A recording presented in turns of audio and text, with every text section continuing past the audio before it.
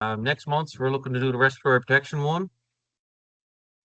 And then also we're going to do looking at doing a CISM one. And if you got any other ones, somebody mentioned foam. So I'm going to try to get somebody to talk about foam. I'd like to do a reading smoke one. So we're going to try to get some good presenters in. If anything else comes to mind, fire me an email. Pretty easy to get along with. My name is Justin Parsons, fire chief here in Victoria. And I was asked to head up the training committee for the association. So that's where I'm to, I guess. The other part about that is this is recorded live, so be careful what you say. It is recorded live, and it's going to be put on our association page for anybody to watch who's not here or who has different training nights, etc. Keep in mind that Blake is they're from a different province, from New Brunswick. They do stuff different there. Not saying it's right, not saying it's wrong. But take just like everything, take everything with a grain of salt. Take a little bit from this person, a little bit from that person, and make up whatever you want to do. I guess, do you have any questions for me before we kick off? Oh, the other thing is try to keep your mics muted. Unless you need, you got a question or whatever, use the hand raise thing on the top of the screen. And Blake or I will kind of, I guess, what's the word? Narrate that, I guess, or mediate that and get your question in. If not, you can type it in the chat. Type it in the chat's also good. And we'll go from there. So do any questions before I turn it over to Blake?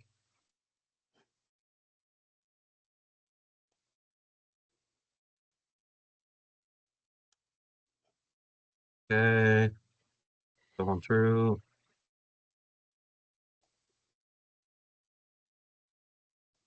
All right, folks. So without further ado, I'll let Blake take over. He can introduce himself and all that fun stuff, and we'll go through there. Thanks a lot for attending. Perfect.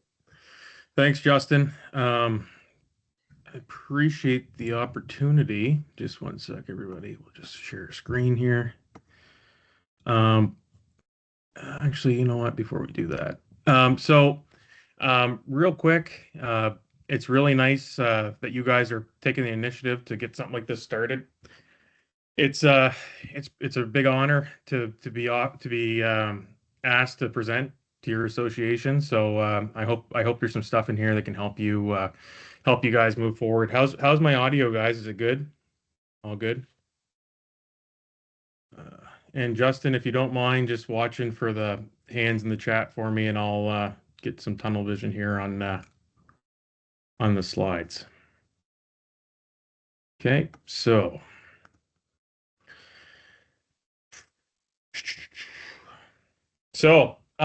starting off, my name's Blake Price, as Justin said previously. I'm a career firefighter for the city of Moncton. I've been there since 2014. I'm currently assigned to Truck 4. It's located in central Moncton. It's a very busy truck. We do about 29, almost 3,000 calls a year. Previously, I just did 4 years downtown on Truck 3. We run quints, 100-foot, 400-gallon quints as first out apparatus. But I've had quite a bit of experience working on engines, both volunteer and career, previously to my time getting on the ladder trucks. I'm a father of two. I got a 4-year-old and a 2-year-old, Hudson and Asher, and I'm married to Genesis. So that's just a little bit about my personal background. I'm the training division lead at Fire Training Associates. It's a small little training company based out of New Brunswick. Talk about a little bit more here in a second. And I've been a volunteer firefighter for the Ormocto Fire Department. I acted as a lieutenant for a little stint there. The Hoyt Fire Department, where I started, it's a fire department in a small community that my grandfather started back years ago, and my uncle's been the fire chief of since 1986.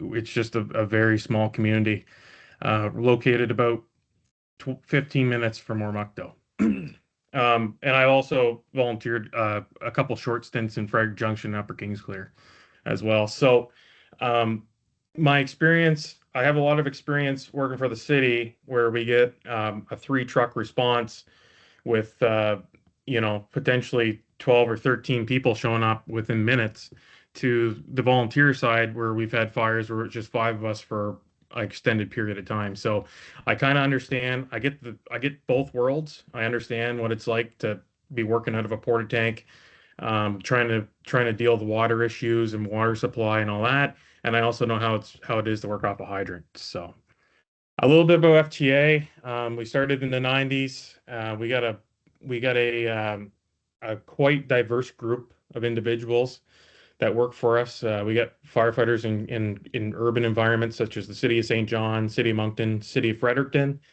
Firefighters in rural areas such as Chipman, Cumberland Bay, Hoyt, all those types of places. Industrial firefighters. Previously in my career, I did 2.5 years at a nuclear power plant. We got also other members that have worked at that plant as well. Currently, one of our members is the deputy chief there right now, actually. And we have aircraft, and like I say, chief officers, company officers, senior firefighters. We got a big, vast group of people that we draw from to give us a really diverse offering when it comes to training. And essentially, what we do is we do service testing, consulting, report writing for stuff. But our main thing that we do is develop custom fire training to help fire departments. So that's what we do. And what are we here to talk about tonight? And it's all about engine company operations.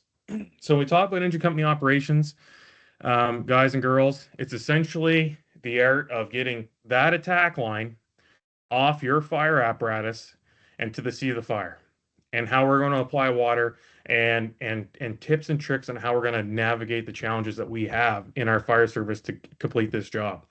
Without an engine company, and it doesn't matter if you call it a pumper, a truck, wagon, whatever you call your apparatus. It's honestly just the core fundamentals of what we're going to be doing is what engine company operations and in culture is.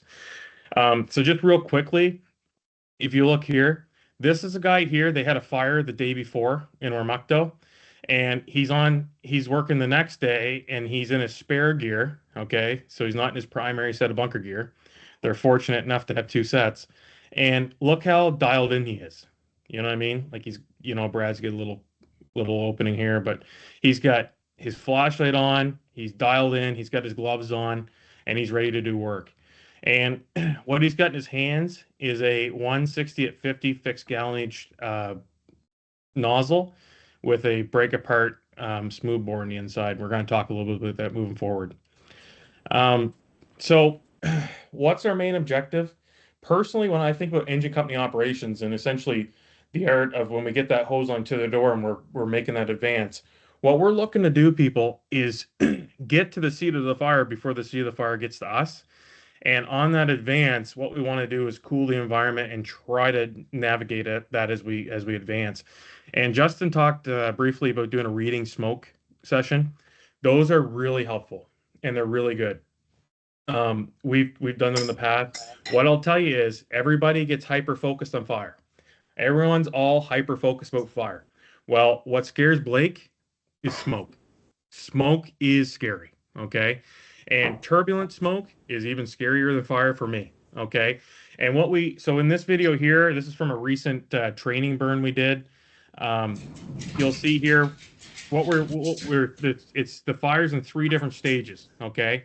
So I want you to watch the smoke, okay? And I want you to watch the fire conditions as the fire advances itself and pushes itself towards the nozzle crew, okay? So hit play here. So you see that turbulent smoke? It's like cotton candy. It's beautiful. It's not what we want to see as an engine company going in to fight that fire, okay? You're going to see Davidson here on the left with the road flare going. I don't know why he didn't just throw it out the door, but that's whatever. But you see here, see how the fire is developing? The fire is actually starting to burn off the gases from the smoke and it's starting to come out at them.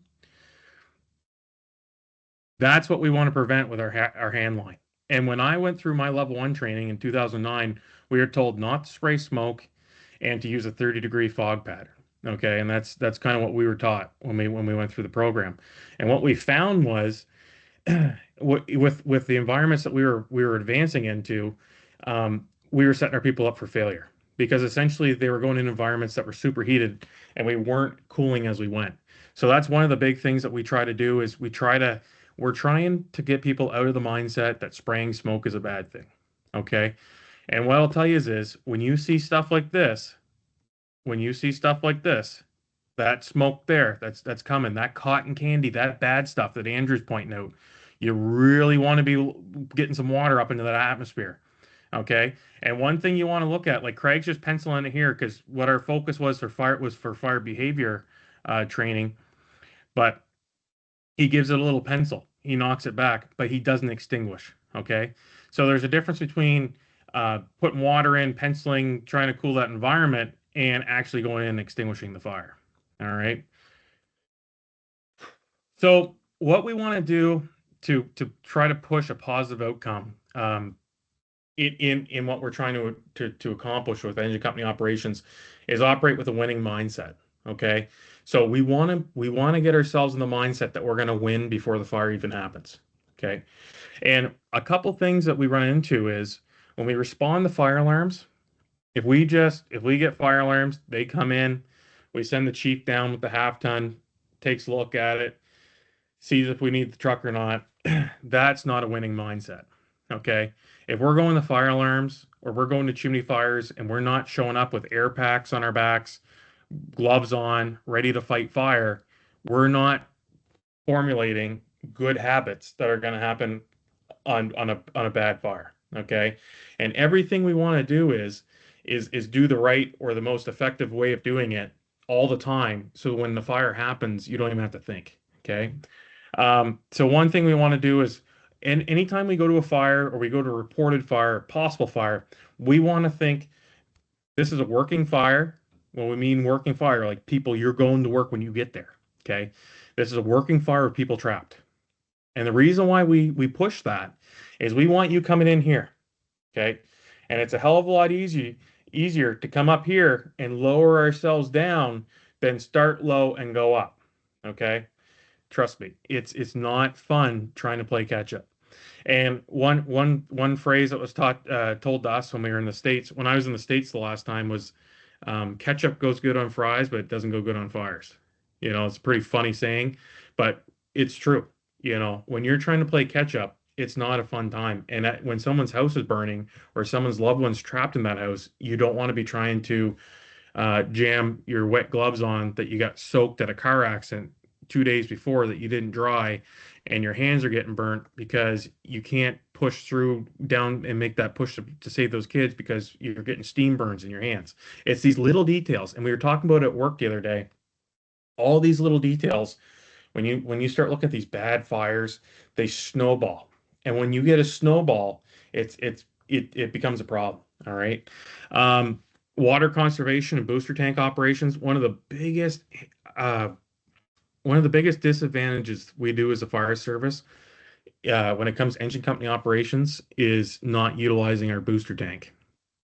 I was a diehard forward lay, first in truck, takes a hydrant until I went to the city and I seen lives saved, I seen buildings saved, and it was all because the first in apparatus was operating off a booster tank. And we do certain things to alleviate the water supply issues. But what I want you to think of is the 800 gallons, the 1,200 gallons, the 1,000 gallons, whatever's on the back of your fire truck for water, consider it 2 times the value when it's in the booster tank. Okay.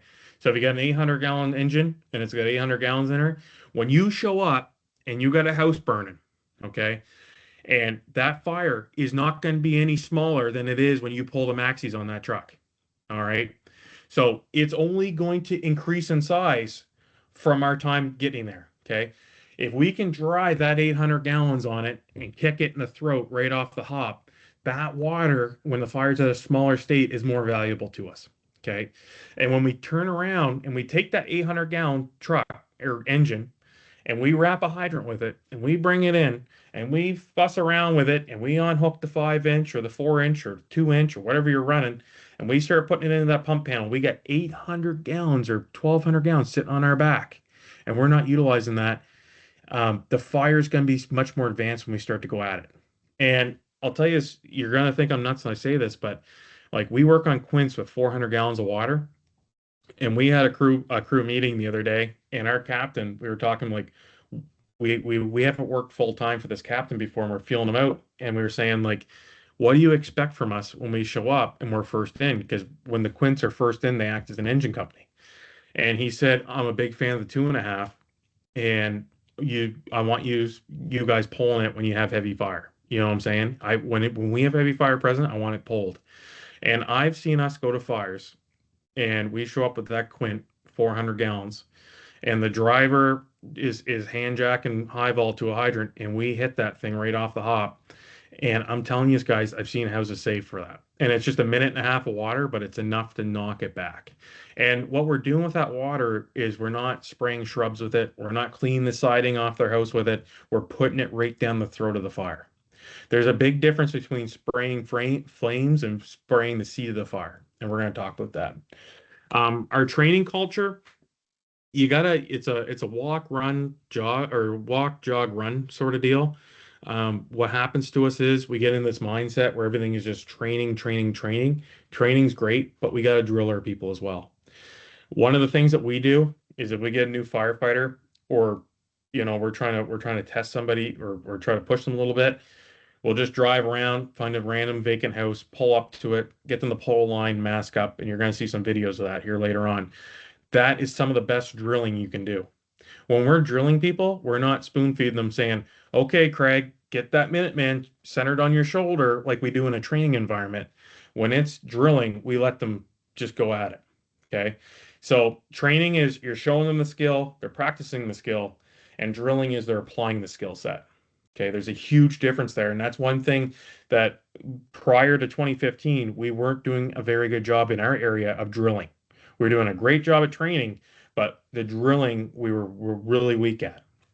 Um, Control your breathing. Breathing's huge. Breathing is huge. There's a slide coming up here. We're going to talk a little bit more about it. But when you're going there to that fire, you're going to that car accident, it doesn't matter what emergency you're going to, try to make a point, and you're going to think I'm crazy, but control your breathing. Take a deep breath and let it out, and that does you a world of good. And I'll tell you this, I've even been there with a nozzle in my hand, water coming up that line, and it being a bad fire, and just taking that deep breath and letting it back out, and it allows you that second to chill out for a sec before you go in there and do whatever you got to do.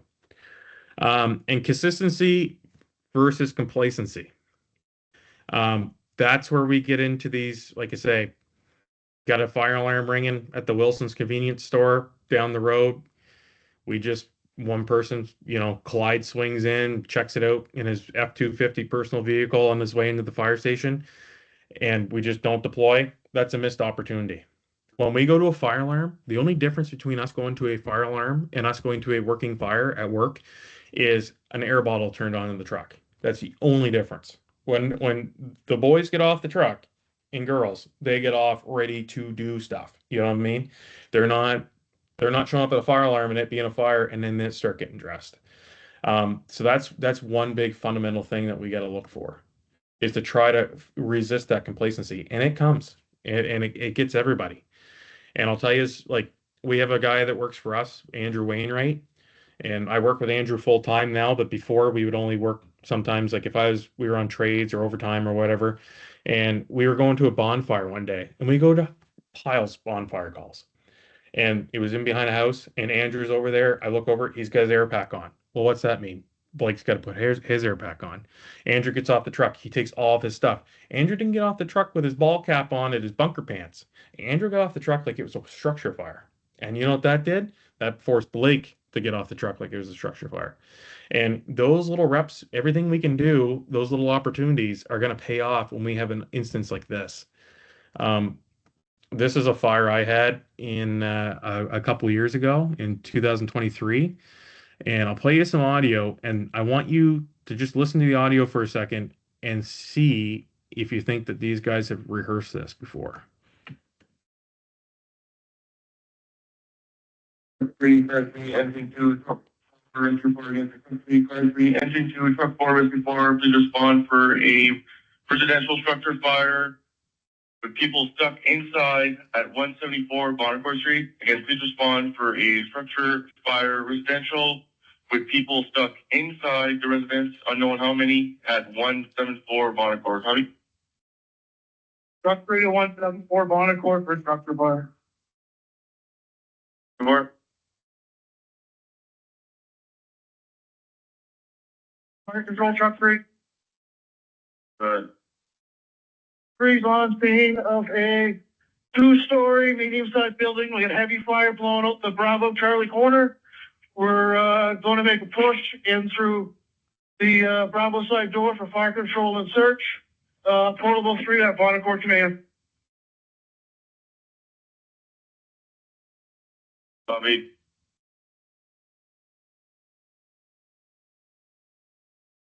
Sergeant Command. All right.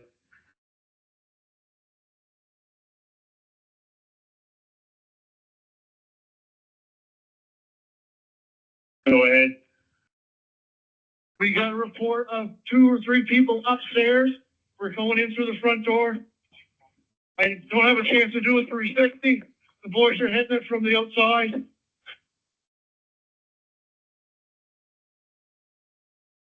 10-4, I copy. Yeah, a citizen here standing in the bedroom window. Engine 2, pair 3. Go ahead. Never mind the hydrant. Go give the guys a hand. 10-4, my crew's coming up. 10-4, join your crew. Man, truck 3, got a resident reporting. Person trapped on the first floor.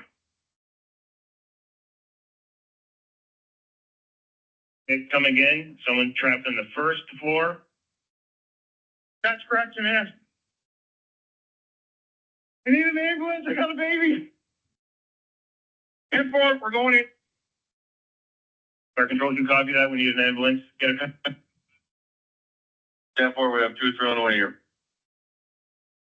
Portable 3-1. Go ahead, 3-1. Got the fire knocked out on the first floor. We're still feeling a lot of heat and super expensive. So that was a fire that we had at work. I was the first in driver for that fire. Actually, we made a decision that morning on if I was going to drive or if I was going to go in the back, and we made a decision because there was a heavy snowfall that day that night that I would drive. And in that instance, we showed up there and we were able to shave a minute of travel time off our drive on the way in. And when we showed up, we had people screaming at us, telling us that there's multiple kids trapped in the house. There's just shit going on everywhere, and it was nuts. But when you hear that first in company officer, do you think he has rehearsed that? That's not something that he just woke up that morning when we were shoveling snow, drinking Red Bulls before that fire came in and said, yeah, I'm going to bang out this size up, a flawless size up and do it effortlessly. That comes from sets and reps, people. You know what I'm saying? You don't grow muscle without lifting weights. And these fire alarm responses is your ability to lift weight. Okay. So who's got their mic on?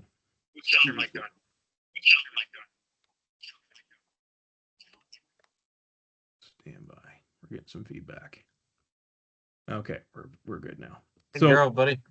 That's all good. So this stuff doesn't just happen overnight.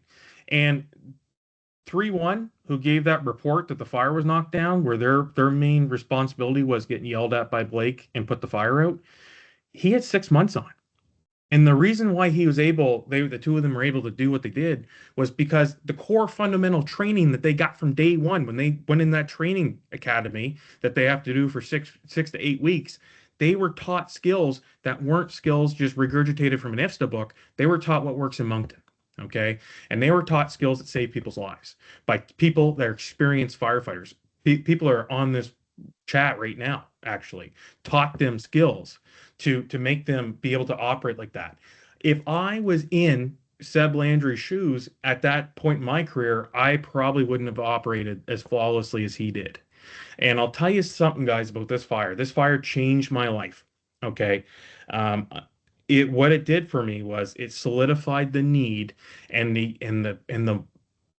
basically the need for us to not make excuses, not to do shit, to make stuff go better for us. and make things more effective and shave seconds off that actually matter. Because when those kids are sucking a carpet, seconds matter. And when we're doing things at a convenience for us and convenience for the organization, and we're just cutting corners because it's just too much work or it's effort to do it, and it will pay off at the fire scene, but we just don't want to put the work in, I don't accept that anymore. I don't. I just, it's black and white. I can't even reason with it. So that's something that after that fire actually really changed me, was the fact that I do not tolerate people going, well, we're just, the Hoyt Fire Department, we're not going to rack a Minuteman on the truck that will save us, 30 seconds off the hop, because, we're just a small volunteer fire department. Well, that's not a good excuse. The citizen that called 911, that grabbed their iPhone and called you, is expecting the same performance than what those guys did that day. You know what I'm saying? And it's everything from them not having to wait for water to have a line charged, to the company officer giving them really good calls and things to do. Okay, so that's some of the stuff we're going to do. Just a couple quick points on navigating a high stress event if you get one. Your basic firefighting skill sets: masking up, stretching lines, charging lines, throwing ground ladders, search, that stuff got to be second nature. That stuff's got to be second nature. And what I see a lot of fire departments doing is buying bobsleds, skidoos, rope rescue, Arizona Vortex, $25,000, all this stuff, and they couldn't stretch a hose line, save their lives. They don't know what the lines are flowing on the fire truck, and they don't even know how much water's in the back of the fire truck. If we don't know the basic core fundamentals of what we are set out to do, there's no way we're going to be able to operate it when that mother is screaming at those two guys in Toronto, my baby's in there. You know what I'm saying? And not hating on these guys, but look at all the kinks in that line. That line wasn't bled yet. You know what I'm saying? And that line should be flaked out better. That's little stuff like that shouldn't be happening when we have a high event. And what happens, what essentially happens, people, is everything you did up into that event will either help you or sink you. All right. You need to identify it's a high stress situation. We knew when that call came in, the second he said people stuck inside, something's up. That's a weird thing, but it's not going to come in how you have it in your head. It's not going to be like that. Like I say, don't get surprised. It's not Christmas. You don't want surprises. Things are going to feel like they're in slow motion. When we did the debrief, one of the lieutenants said, yeah, we had everybody out in like the 14 minutes from dispatch. So 14 minutes or 15 minutes from the dispatch, when we get those bongs in those stations, all people are in that building and the fire was controlled. It was 2 rooms on fire. It wasn't a huge fire, but the life hazard and the people trapped. We had 3 people in respiratory arrest when we pulled them out of that building. So you got it. Things are going to feel slow. And when he said that was 15 minutes, to me, it felt like a half hour, because I remember that specific point that he had mentioned. So when in doubt, go with your gut. So if you got a nozzle in your hand, you got a hose line and a nozzle in your hand, and you're thinking, do I go down that set of basement stairs or do I not? Go with your gut. Box breathing's good. So take a breath in, hold it for 4 seconds, and let it out. It's something that came from the Navy SEALs. It works really well. Just practice it. I do it sometimes, like on the way to the call. So if we get a call and it's like, you're going out to 355 Shediac Road for a head-on collision.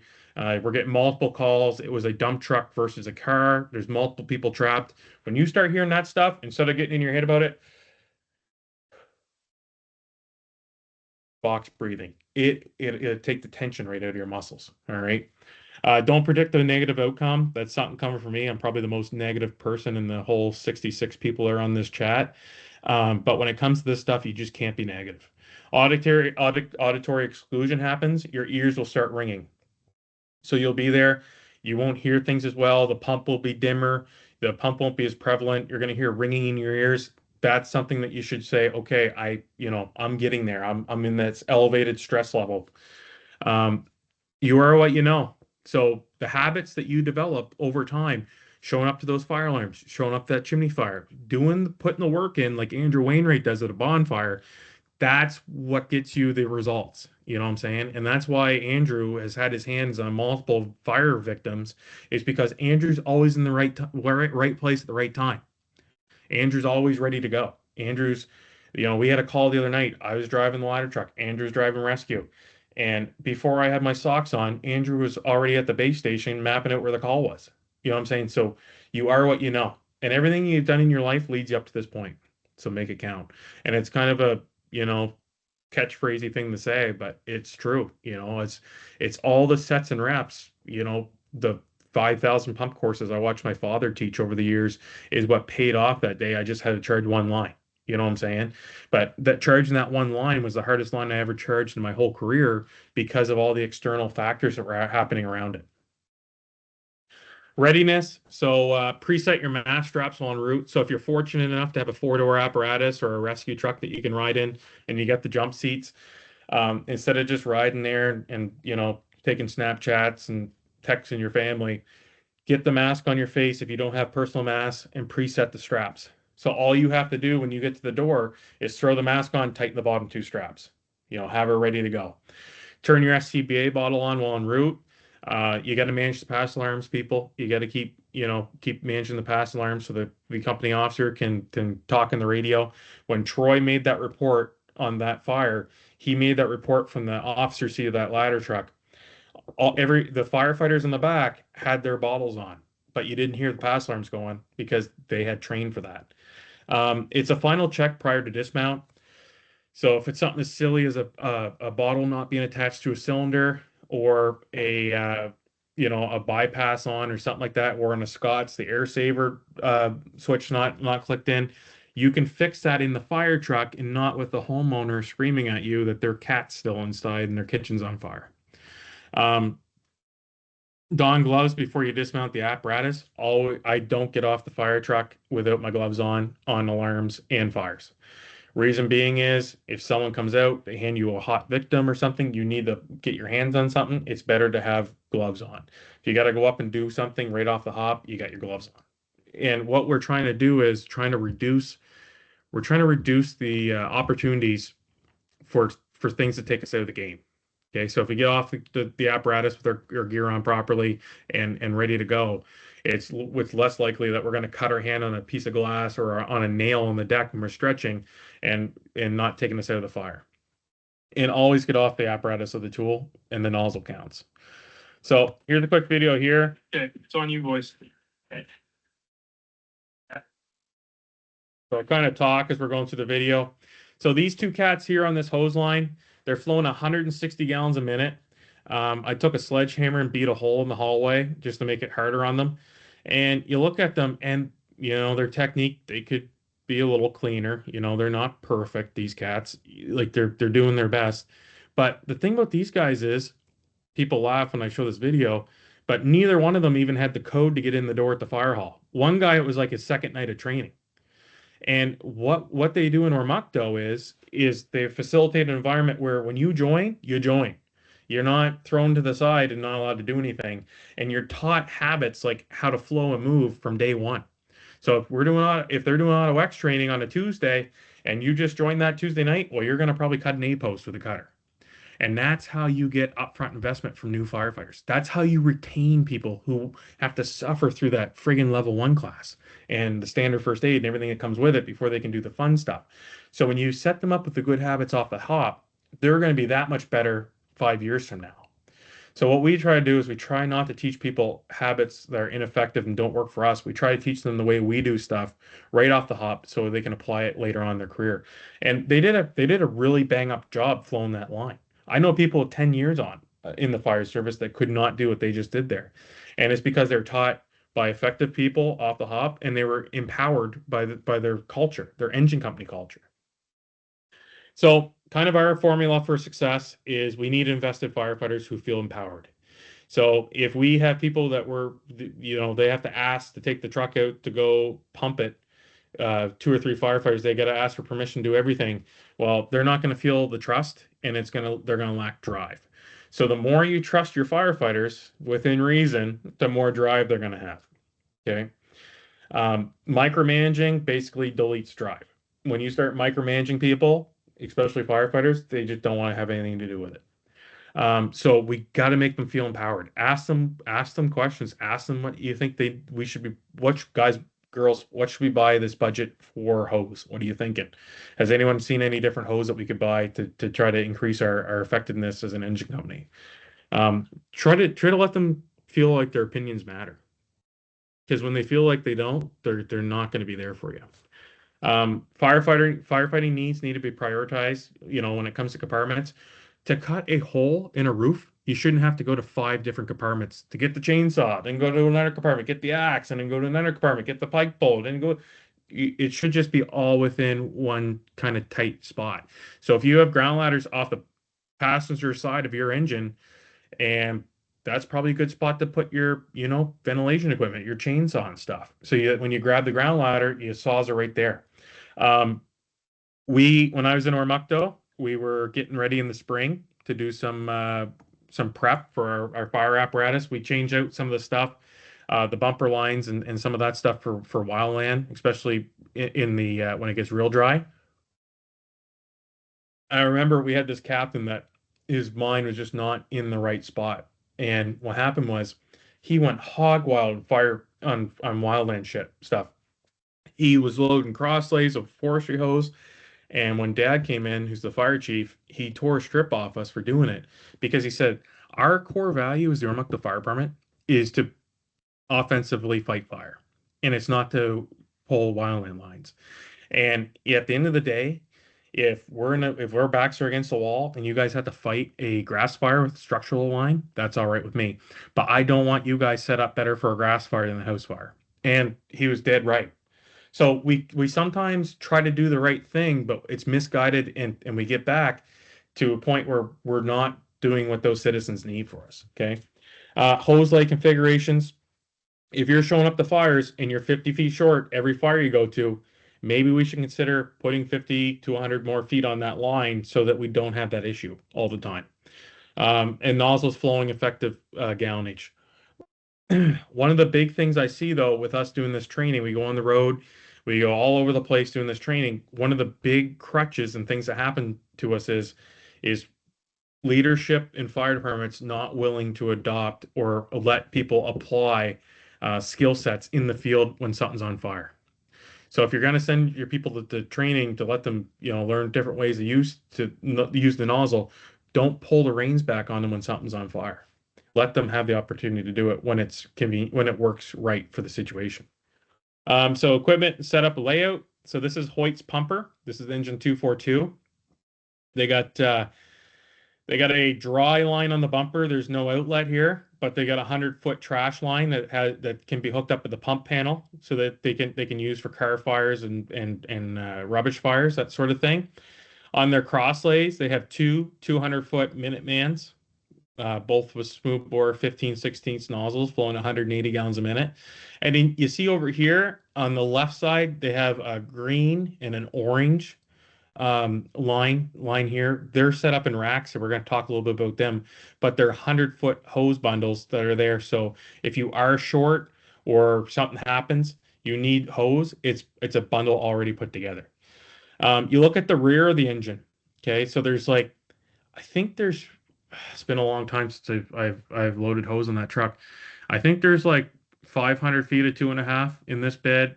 I can't remember how much 4 inches on the back of that truck, but there's a 200-foot 2.5 Minuteman here off the rear and a 400-foot line for long lays, long driveways off the back as well. So they got all kinds of different options for when it comes to the fire. What you'll see here too is they got some hooks attached to the rear of the apparatus and a can. So if they get to a chimney fire, someone's probably going to take the hook and a can and go in and investigate. They get in there, they get a fire in the wall, they can poke it open and hit it with the extinguisher while they're getting a line ready. But that truck is ready to do business. And it's a provincial spec truck that it took them 3 or 4 years to get set up like they wanted it. But, you know, it just takes time. This here is a pumper at work. We spec'd these trucks back in 2021. You'll see here, see how low the hose bed is? That's an 800-gallon truck. So what we did was we spec'd an L-shaped hose bed to bring the line down closer to the ground to make it safer for firefighters. A lot of people don't like this configuration because you lose some compartment space at the rear, but having the hose as low to the ground as we possibly can really makes it a lot safer for firefighters stretching lines. So what are we looking for? This is the Oromocto guys. This is not a training day or night. This is just 6 of them, 5 or 6 of them got together and did some training on their own. And just watch this video and stuff.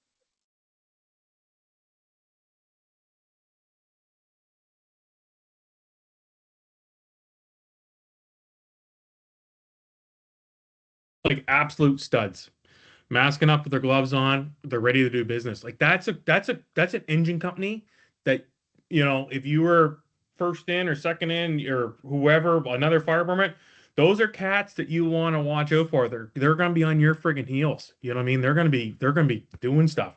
And it's just these little things and going out, and that's drilling, people. That's drilling right there.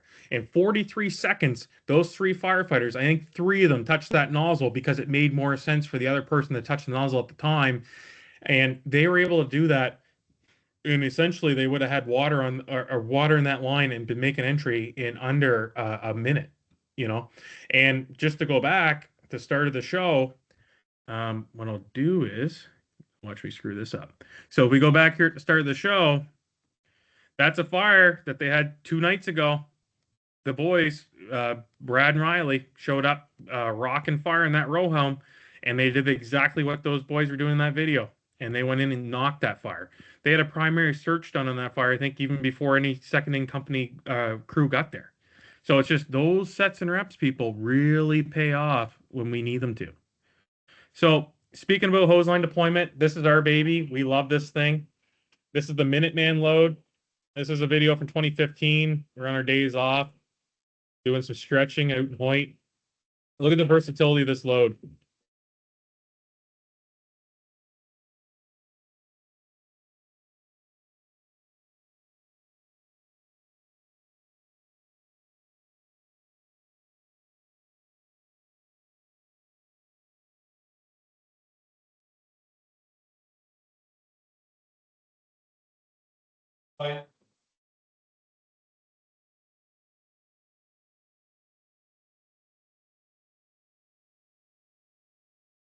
Like to see someone try that with a flat load. Okay, I think we got a question here. Who do we get a question from? Trinity Fire Department? Hand up or no? Hi, Jeff Jackson, Hey. Jeff Jackson, Trinity South Central. Great presentation, it's all great, and you know we're all thankful you're doing it. Just a question, and I'm sure some people listened to your alarm there, and when you got on scene, you said that you weren't going to catch the fire hydrant, and isn't that? Is that okay to do? Or, you know, we've been taught during it, firefighter 1, that, you know, you got to have a static source of water before you enter a building, but you go with your gut is what you're saying. And, you know. Well, it's a really good question, guys, and I'm glad you brought it up. The big thing I would say, guys, is you got to have a system. You got to have a process if you're going to do something like that. And if you want to save lives, I think you should consider it. I think there's a lot of benefit to it. It's one of those things, like when we do engine company operations training, when we do first arriving training, we discuss different ways, and there's ways that we can essentially provide a water supply to hold us over until we can secure that positive water supply, such as, you know, one thing that we do within 300 feet, and I know, you know, we got some older pump operators in some fire permits, but typically with us, within, you know, 2 or 3 lengths of high vol, 5-inch, the driver's getting that in the zone. The driver getting it. You're dragging it. And there's ways that we can get that high vol or that supply line off that apparatus that essentially makes it easier to drag. There's technique to it. But the other thing we could do too is nurse apparatus together if you're worried about it. One thing I would do to you guys is on your next training night, pull your pumper out, pull your primary attack line, pump it at the pressure you guys pump at fires, and see how long your tank water lasts. Okay, and when you do that drill, most times it's let's say excessive of 8.5, 9 minutes, depending on your apparatus. That's a lot of water flowing time. That's a lot of fire to be fought. Okay. And sometimes if we show up with that 1,000-gallon in pumper and we show up with that 1,000-gallon pumper and we dump 500 gallons of it with booster tank water, well, most times with us, the fire you had at the start is not the fire you have 500 gallons from now. And essentially, when you punch it with a up here, when you come at her up here, you're going to have a different fire. And what I'll tell you is in Hoyt, my uncle, like I say, has been the chief since '86, and we upped our flow, and we're not flowing 95 gallons a minute here. We're flowing 180 out there. And when they show up with 180 gallons a minute, Daryl has said multiple times that he's seen more saves with that fire department since they went to that higher flow because they're kicking the shit out of it. We just burned a house in Ormucto a couple weeks ago, and the guys were using 160 gallons a minute, which is what we push really hard. And guys, we are having a hell of a time getting the fires lit because they're killing it. You know what I'm saying? To the point where the burn guys are screaming at the attack crew for stop putting the fires out. They're doing what they're supposed to do. So I think it's one of those things that it's doable, but you got to, like I say, you got to put the work in, and you got to. There's a training aspect to that, and then there's a drilling aspect, and then there's applying it. Hope I answered your question. Yeah, thank you very much. Okay. So it's our bread and butter, our 200-foot cross leg. It can be broken into a couple different racks. It can be married together to make a 400-foot attack line, and we can deploy it around. When you pull this line, people, if you end up racking a Minuteman on your apparatus, pull it around the cab, not the body. It's weird that you got to say that, but I've seen people run around the fire truck and waste 45 feet of hose running around the back of the fire truck when they should have run around the cab. You got to try to make your folds to the end of the nozzle. You see here, Remy, this is in Ontario, Brandon and Remy pulling Minuteman. See that nozzle is even with the stack, it's balanced perfectly on his shoulder. And what I'll tell you is it's very versatile. So essentially Remy can run up here. If he gets to a wooden fence, and we've done this at work, you can put the Minuteman on the wooden fence and run around it or jump it or do whatever. You can put it on top of a car. You can do things with it where you're not committing to dumping the line. It takes a little bit of effort in station to learn how to load it, but what I'll tell you is it pays off when the fire's happening. You can really get a lot of line off fast and quick and in the right spot when you got this hose load. What it basically does is it allows you to get around obstacles. So if there's 2 parked cars in the driveway and you want to get around them, you can do that with this line. And what it saves is 3 people dragging hose around a car. But essentially, it doesn't matter what you use, make sure it's consistent. If you pull 50 feet off for a mulch fire in front of the bank, rack that 50 feet back on. Don't care what time of the day it is, get it back on there. Because if you're 50 feet short to make a kid's bedroom in a mini home fire, that's going to be something that your people are going to have to live with. And they might not have been necessarily the person who didn't put the hose back on the truck. So we all have to have ownership of those apparatus. So long lines, this is something that's really controversial when we go do engine ops training. But essentially, it's really good for rural fire departments. Fire departments that have long driveways, have weird, you show up, there's a workshop behind the house on fire that you got to get to. It's cracking, it's just rocking. You want to get some water on it. A 400-foot line will put hose down for you so fast. It's great for apartment buildings, low staffing. It's a good exposure line because a lot of times our 200-footers, when you want to go around the back of that house and protect that church that's melting the freaking siding off of, that 400 comes in real handy. And that's why on the Hoyt truck, it's loaded green, because in Hoyt, a green line is an exposure line. Okay, so it's typically used on exposures out there. It's a good backup line for a short stretch. So if you're short, let's say you pull that 200-foot cross lay like you do all the time, and you're short, well, you want a bombshell solution to fix that short. You can either pull that other line, or you can pull the nozzle section off and break that line. It gives you all kinds of options. But essentially you can do what Brandon did in that first video with this being 400 feet. Real quickly, just to talk some quick hydraulics when it comes to that line. And I'm not hating on 1.5 when I say this. I just want to throw this out there to everybody just to kind of show you some pros and cons out there. So I did this morning when I was drinking coffee, but essentially I use Kraken, Mercedes Kraken hose as a baseline, not attached to them or anything. I just used it because they have a really easy website to use. So essentially on an 1.5 Kraken, which is low pressure hose, like it's really good hose under low pressure. It doesn't want to kink. It's a beautiful hose to use. Trust me, it's great.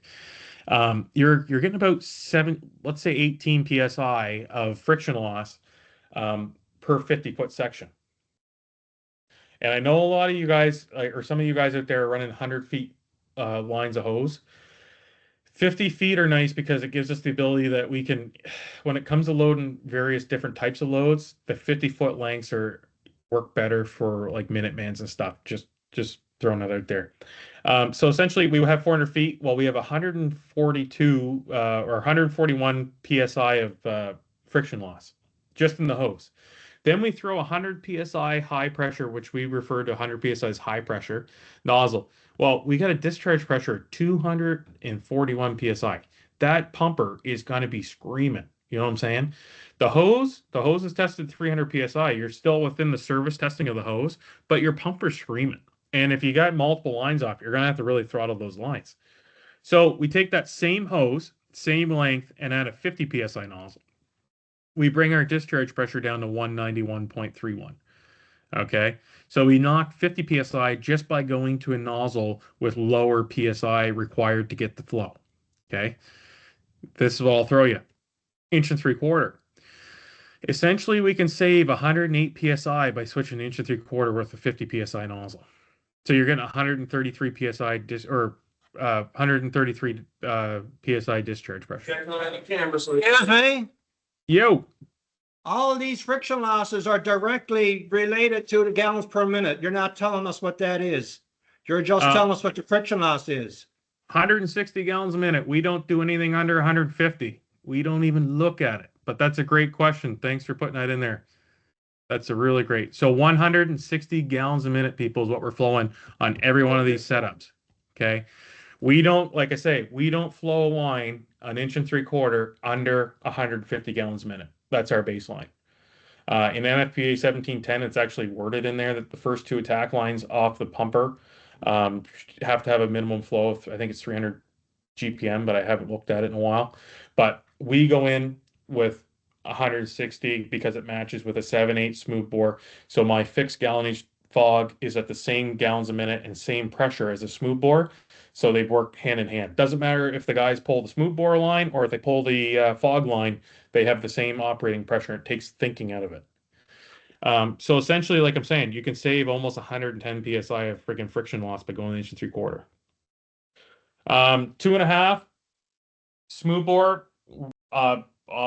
Telling these people, you know, hate it or love it. On a 2.5, you can argue 1.75 inches with me. You know, car fires, attic fires, that sort of stuff. 2.5 smooth bore all day. And if you don't believe me, we'll do some training someday and we'll flow and we'll show you this. But we try to do 250 to 300 GPM minimum flow pressure. If you're going to have the misery of dragging a 2.5 off that fire apparatus, flow the proper pressure is my thing. I can't stand going on mutual aid fires and showing up and these poor guys are friggin' dragging their guts out and they're flowing 150 gallons a minute that you could get out of an 1.5 or 1.75. So that's just something to keep in mind. They work really well for commercial buildings. With a commercial building, you're going to really want a lot of penetration. You're going to want a lot of stream reach. So our big thing is we like to use a good stream reach so that we don't have to be so close to the fire. We can cool things from farther away. The 2.5 gives us that, especially in a commercial building with wide open spaces. They work really, you're getting a lot more penetration value there. One thing that we do with them as well is we'll pull 2.5, hit it at 250 gallons a minute for a half our tank of water, and then we'll shut it down and extend 1.75 inches or pull 1.75 inches and start fighting fire with 1.75 inches. It's got way better firefighting ability, in my opinion, than the 2.75 inches married together. And on 300 GPM, you're throwing a 5-gallon bucket of water a second on the fire. That's a lot of water to be chucking at it. And one thing with saying that is we want to make sure it's in the right spot to get the most out of that water. Based on a hose line that came up short So from the this is destination essentially where using the main racks to fire extend is. off a 2.5. What's going to occur now, on firmly, so that he doesn't lose, the fighter's going to take the increaser off. He's going to ask for the original firefighter nozzle operator's hand. He's placing that increaser firmly in that hand so we don't lose it. The increaser goes onto the nozzle where we broke the tip off. After the increaser's in place, this firefighter can thread on the female onto that increaser, which basically gives us 50 more feet of hose line now. That firefighter takes a position as the new nozzle operator with a backup firefighter. So we spec all of our nozzles with MPSH threads so that they're 1.75 inch threads. So you got that rocking garage fire that's attached to that house. You nail it with that 2.5. While you spin the tip off, run up with your 100-foot hose bundle of 1.75 inch, thread it on, open up that 2.5, and you're fighting fire with 1.75 inch now. And that right there, people, is something that is a really good tactic to use. And they're using it for high-rise stuff there, but what we do is we steal any technique that works for us in residential and we apply it, and it works really well. That works good for us. We don't do a lot of 2.5 extending, but we do a lot of hit it with a 2.5, dump it. And like I say, don't be afraid. I've gone to fires where we pulled 2.5, hit it, and then just walked over it for 5 hours while the fire was going on. And we just needed it off the hop to get that good kick at the fire. Used the 2.5 for commercial. There's the acronym ADULT is a good it's a good acronym out there. Advanced fire conditions, defensive operations, unable to determine location of the fire, tons of water, standpipe, large areas. The New York City Fire Permit had a policy that didn't matter what state the fire was in. Anytime they went to a commercial building fire, they were to pull 2.5 attack line, and they just changed that after 60 years of doing it. So that's one thing that where they were arguing was essentially the policy was not letting their officers think. And sometimes 1.75 inch in a commercial setting is makes sense, but we just gotta have the ability to pick the right line for it. I just like this template here because it kind of looks like CIA. It's off a template from a video editing software we use, but this is a fire here. This is 66 gallons of water. So he's flowing it for about 15 seconds. Rough numbers. But he's hammering this thing. He's hammering it. So you can really change a fire when you come in and punch it in the throat. And essentially that is like a police officer pulling that AR-15 out to go into a school shooting and not going in with a 9mm handgun. You know what I'm saying? He's doing some firefighting there. This is a mini monitor, a RAM monitor that we use. It's really good. You'll see it's over pumped there. That's why the stream's all crazy. But it's being supplied by a 2-inch attack line. That's something that we really push in the rural side of things. That the 2-inch hose is really, it's less heavy for low staffing environments, and it gives us really good punch power. And a lot of times we can get 2.5 flows out of it. But you just see like that smoothbore stream, the penetration value it's getting with those drop ceiling tiles. Like you're doing a lot of overhaul just by the stream. And that's what we're looking for sometimes, is to get up into that drop ceiling and nail that fire. So when we can come in with those 2.5s, it really does a big help for us. Deck guns are another thing that we have out there at our disposal. We can see our operator. What we recommend is putting a gate valve on the deck gun so that the firefighter or driver can pull the valve open and we're not wasting all of our water through the deck gun. We can get the deck gun aimed where we want the water to go and then open up on it. We had a fire in Hoyt one night. We burned a wood mill down to the ground, and I got up on the deck gun to nail this thing. I couldn't get it low enough to where we were going to hit the fire. I looked down, and the driver was helping them pull 2.5 off the back of the truck. We wasted essentially, probably 300 gallons of water in that move because we didn't have the ability to control that valve from up the top of the engine. So what it also does for us too is if we show up with the pumper with just one person and we got a rocking garage fire, well, that one person can show up and kick some fire with the fire apparatus and themselves. This is a video to Detroit. Just one thing about this video, this is what I'm talking about. When you come in on the approach and you're doing apparatus positioning, if that apparatus was basically perpendicular with that car fire that's burning between those two houses, he would have had a way better spot to get to knock that fire down. Okay, so sometimes it pays us to pull ahead a little, get it and hit it broadside with the deck gun, and have that in your head when you're pulling up on the fire that we have deck gun 2.5 inch and 3/4 disposal. Because a lot of times what happens to us is we get into a mindset that we have inch and 3/4 off the hop, and then we start looking at options.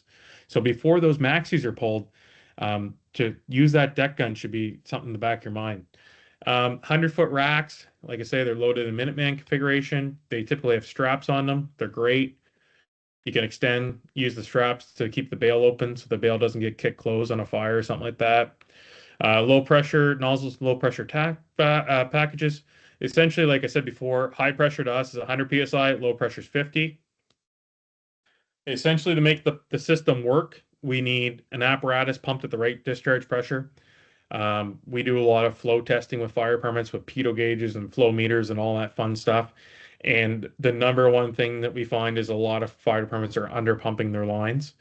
They were taught 50 years ago to just preset 125 psi when they need more than that, or sometimes depending on the load, less. And pump discharge pressure is typically one of the big things that we find causes problems. Low pressure kink resistive hose is another thing that helps really well. Having that hose that's not going to kink behind the nozzle is really huge. When we start getting down to 50 psi with regular fire hose, sometimes we have kinking issues. We just got to be mindful of that. And like I say, we're looking for flows of 150 GPM and greater. We are big fans of fixed gallonage nozzles and smooth bores. Basically, if I was gearing up an engine company to go after my family, I know the people I would pick for it, and I know the nozzle I'd pick for it. It would be a 7/8 smooth bore. So, and we need to train our firefighters and operators. Automatics are out there. Problem with automatic nozzles, people, is they'll lie to you. The spring over time gets weak. So what it will do is it will under pump you and sometimes over pump you depending on what the spring condition is. And the stream in an automatic, if you pump it at 50 psi, it's the same look of stream as it is at 100 psi. They're big in the 90s and late 80s, and then like I say, we phased them all out in all of our vehicles. Variable gallonage are out there. They're probably the most prevalent in Eastern Canada from what I've seen. I see a lot of these out there. We're not huge fans on them because we've had close calls with people going in. They go to change their stream from a hydraulic vent to straight stream again, and they turn it down to 30 gallons a minute, stuff like that. We've ran into so many problems with variable gallonage nozzles being on the wrong setting, that we're not big fans of it.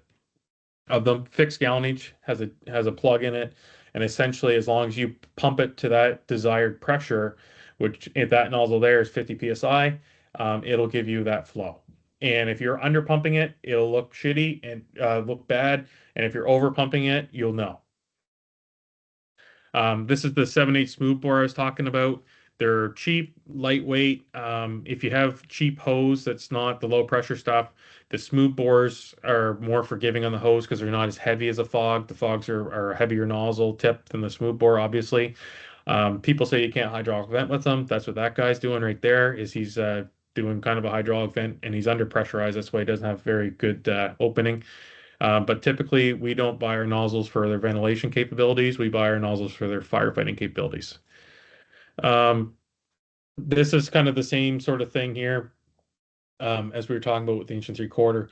But you look here, just going from a 50 psi 2.5 nozzle from a 100 psi nozzle, you get 16 more GPM, and I get less there. It's wrong. And 27 pounds more nozzle reaction.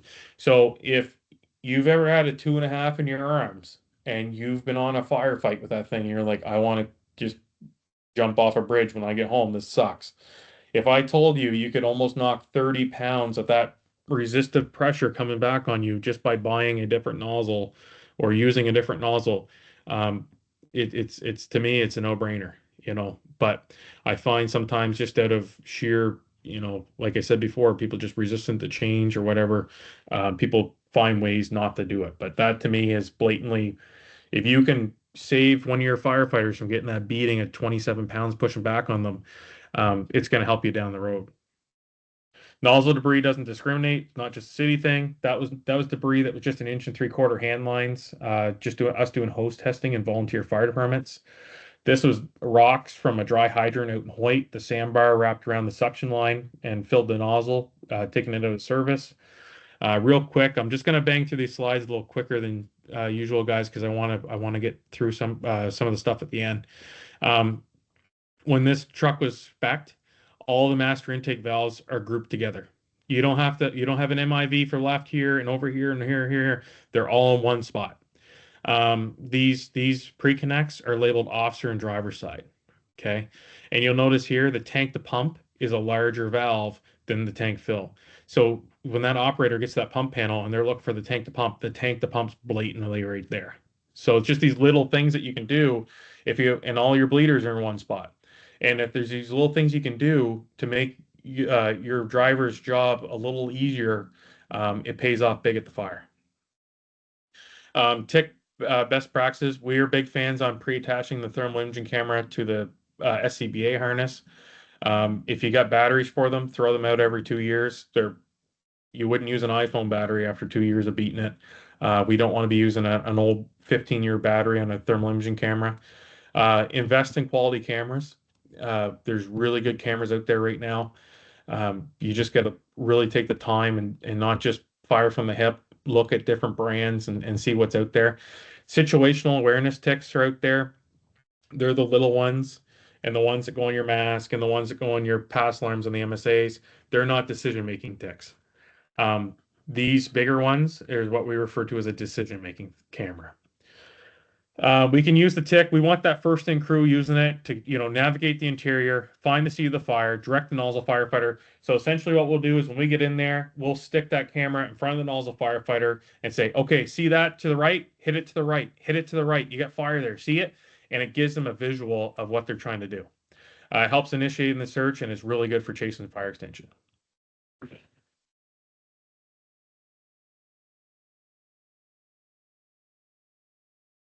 So you see here, he's got his camera down and he's scanning it before he makes entry. And not all the time it happens, but sometimes it'll show you where a basement fire is burning below you. And you can actually see the floor joist in his camera screen. And he makes the call to command to let command know that it's got an active basement fire in that corner. This here is a push that we did on a recent training burn with a Bullard camera. And the reason why this video's in is to show you gotta wipe the lens, you gotta wipe the screen, and you gotta wipe your mask when you're using the camera. This is a really volatile fire condition. You couldn't see your face in front of you, and they're pushing in there to knock that fire back. Riley's on the nozzle, and you'll see here, when I wipe the lens of that camera, it's a way different picture than it was when it's got steam and smoke and soot on it. So you'll see that the image will diminish, and then it will come right back. Well, that's me wiping the lens of the camera.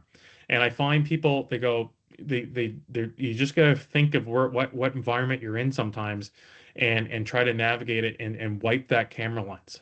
Okay. So watch here real quick.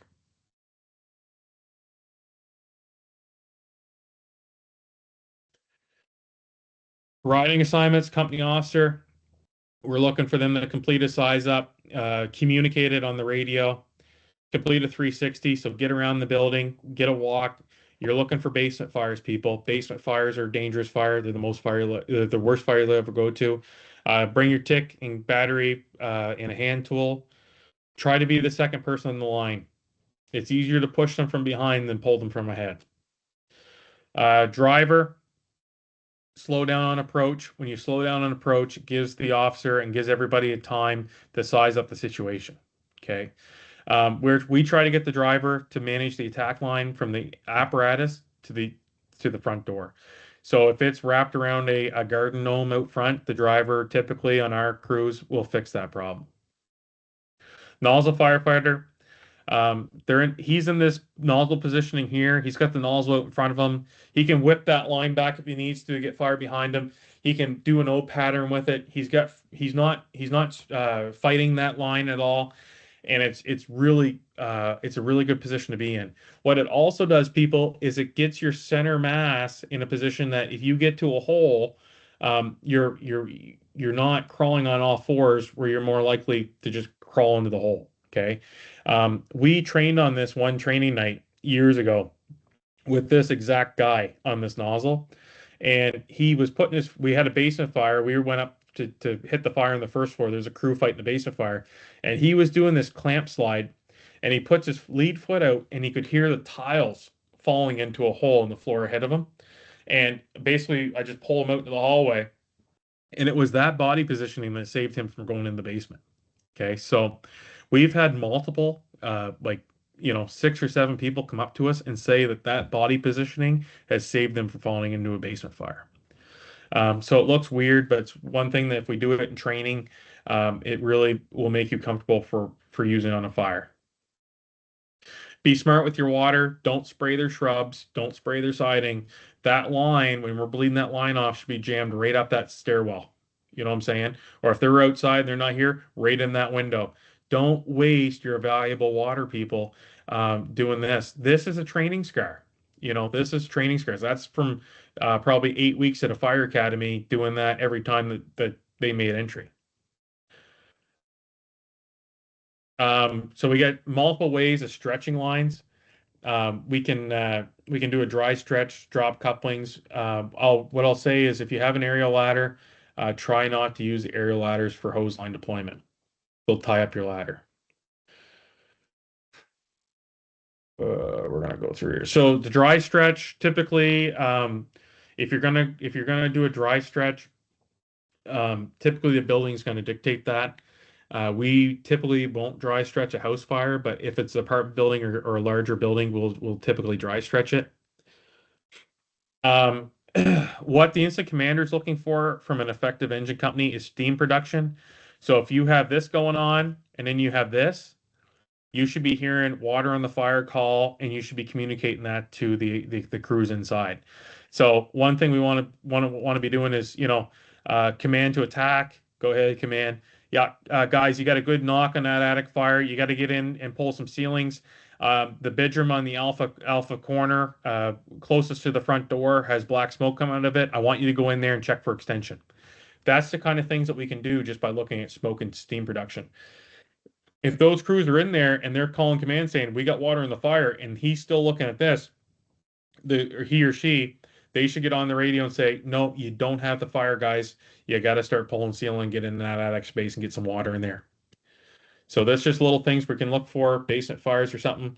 But essentially, engine companies, we're looking to perform fire stack, locate the seat of the fire. Once we find the fire, communicate it.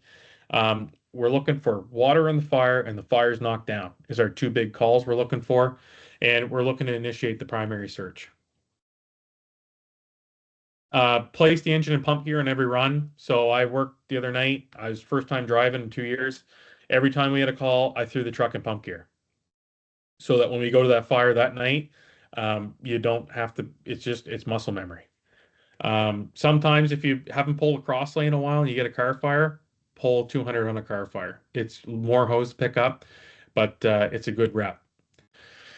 Pay attention to your surroundings. So this is a hydrant in Ormuktos territory that got ran over by a vehicle. And like I say, they just put it back up to make it look like it didn't get run over. And that's stuff that will, 3 o'clock in the morning, will haunt you.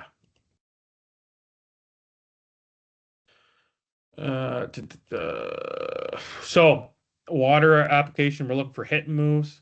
So we flow water until we make the difference that we want, and then we advance. We do flowing while advancing, like you've seen that video previously. But one thing we don't do is pencil and paint fire, like what was taught in the IFSTA back before. It was a skill that we basically deleted from our people's vocabulary, just because, in our opinion, it wasn't effective for our building construction and fire environment. There's various different nozzles out there. Cellar nozzles are making a comeback. One thing I kind of want to play with is making a rack up with a cellar nozzle. I think they have their place, especially for void spaces and weird when we're trying to get in the different spots that we can't get a conventional nozzle. Cellar nozzle works really well. Flowing. So what we're trying to do is when we open up that nozzle and we're using that straight stream, if it's a fog, we want to hit the ceiling, cool the ceiling, the fire's hottest point, come down, hit the contents and the floor. Couple things we're looking to do when we hit the floor is we're trying to put out burning carpet. We're trying to sound the floor. So if we're going with the nozzle open, we hear snap, snap, snap, and then nothing. There could be potentially a stairwell or a hole there. So the sound will help us. And as another thing it will do as well is it will clear debris such as needles or dog poop or whatever you want to call it. And typically what we want to do is when we come in that compartment or that room, we're trying to cover all four corners of the hose stream. Don't commit your hose line too early. Don't put more than 2 hose lines through a doorway. You'll get in some trouble doing that. Fire hoses aren't fireproof. That's something we got to really watch for when we're making that advance, is that we're not pulling line over hot coals or fire. What we want to do is when we get that line to the door, like those Armucto boys did, you want to get that coupling to the door where you have 50 feet of uninterrupted hose. And what we want to do is when we get a stairwell, doesn't matter up or down, we don't want to have firefighters hanging out on the stairwell. Stairwells are the lifeblood of the firefight. We don't want to jam them up. If someone finds a victim, they don't want to have to navigate 8 people or 4 people standing on a stairwell. Just some background on this picture here. This is one that we when we made this slide a couple years ago. My brother pointed out, he's like, yeah, if I was stretching back there, I'd probably come back and give that Eve a hit where that red circle is. It wants to go in the attic from that room, and I want to stop it from getting in the attic. And that stuff there, that's heads up thinking. You know what I'm saying? To prevent that fire extension if you can. So it's just these little things that we can do to help prevent the situation from getting worse. So this is a video from years ago. I think this is like 2012 or 13. But this is 188 gallons a minute going in a fire that's just cranking. So you see it's a fully ventilated fire. This is a training burn. We had this camp catch on fire. We saved it. And then they donated it to us for training after. But that hose line, 188 gallons a minute, was only flowing for less than 30 seconds. So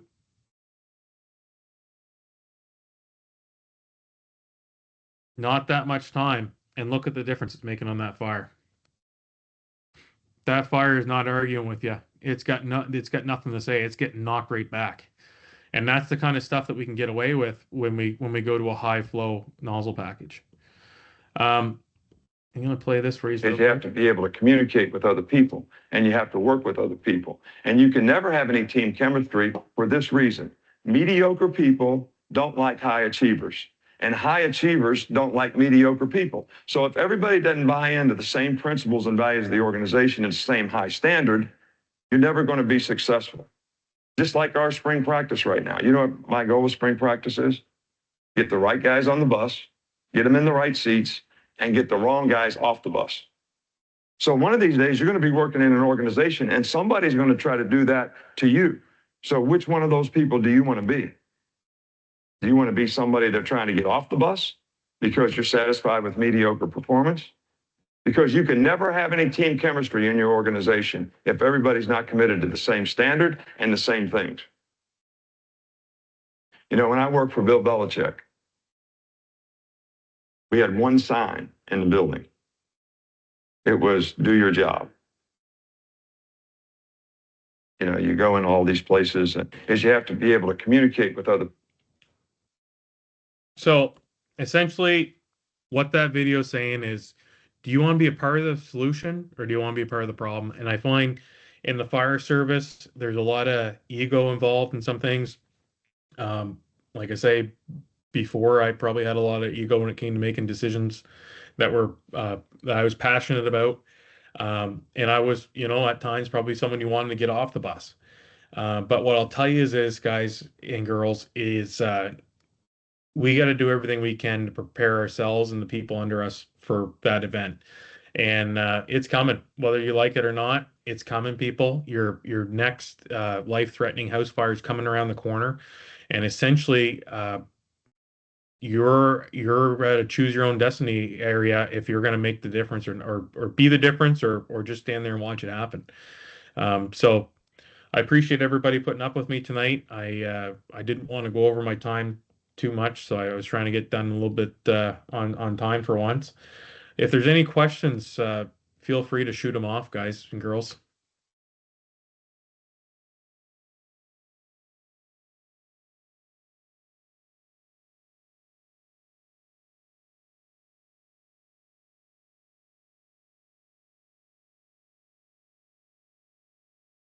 Well, Blake, buddy, I don't see many questions, but I will say a lot of information.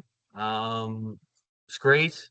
Like I said at the start, it might not work for your fire department. It might not work for the next fire department. It might not work for, but I mean, take a little bit from this, take a little bit from someone else, take a little bit, but the goal is always the same. We're trying to improve service, right? We're trying to improve service for the residents. And like, if you got a trouble, okay, we're going to run out of water. Well, guess what? Call your mutual aid department.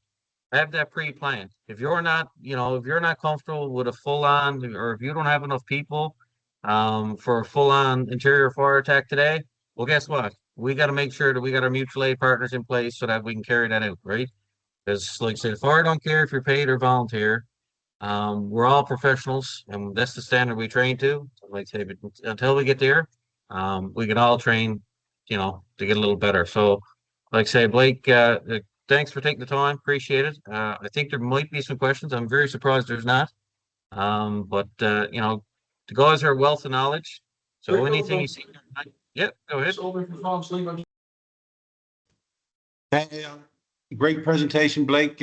Lot of information, and we'll take it back to all our guys in training nights, and probably if you want to leave your contact information in the chat there, if I had any questions, if you want to entertain them, I'll send you a note. Yeah, for sure, guys. And like I say, I'm sometimes a train wreck when it comes to getting back to you, but just give me time. I will leave it here. I just gotta find the chat. New Brunswick, we're all about using Zoom. We don't use a lot of Teams. But yeah, like I say, if you my email's there, and if you need to reach out to me, I'm pretty accessible. We're all pretty good about that stuff. I'm just trying to look here. Justin, would you mind putting my contact up in the chat? In the chat, if anyone has anything they need. We're having trouble loading your messages. I don't know why it won't let me chat, but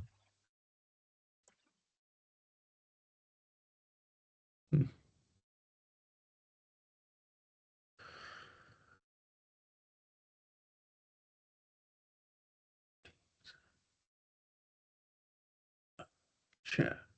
No. like I don't know if you put up that last slide again that had your email on it. Yeah, here. There we go. Where we share screen. There we go. Yeah, I don't know where the chat's at here.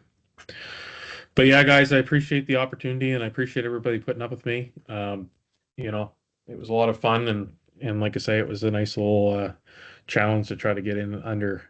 We're known for talking a little too much, so tried to make an effort to be on time. All right, buddy. Well, thanks again. And if we got no questions there, Blake's going to leave his email. What is it? FTA. I can't read it. Now you get the screen up again. Oh yeah, forgot. You can see that too. There you go. FTA bprice@gmail.com. There you go. All right, and like anytime, if anybody wants to drop me a phone call, question, what have you, if you want to know, we were chatting a bit about Minuteman loads, and I know that's a bit of a different one here in Newfoundland. In your IFSA book, Central 7, there's a description on how to do it, and also there's a lot of good videos online about how to put them together. I'll give you just a little drill. Get a 200-foot Minuteman, a 200-foot flat load, and get 2 different crews to pull each through like an obstacle course and see which one's faster. Right. But I will say it do need practice. You need to be at it. You need to be practicing because it is different, right? It is different. And if you don't know how to pull it, you can make a mess of it too. So, I mean, get out there, train, keep training, and keep going. We'll do another one next month. And like I say, help your neighbors and help mutual aid departments. And we're all here for the same reasons. All right, guys. Well, thanks a lot. That's it for me. Nobody got any questions? So have a good evening. Hang on. Yeah, there you go. So I was just chatting with President Dwayne Attle. He like I say, he thanks everybody for attending tonight and hope y'all have a good evening. Thanks, Blake. See you later.